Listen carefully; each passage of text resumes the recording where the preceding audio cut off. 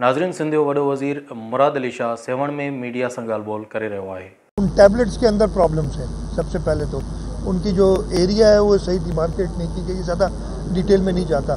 उसके अलावा मेरा हमेशा 2017 में भी ये डिमांड थी और अभी भी ये है कि जिसके घर आप जाएं उसको जो उसकी घर की डिटेल्स लिखी है उसकी एक कॉपी दी जाए।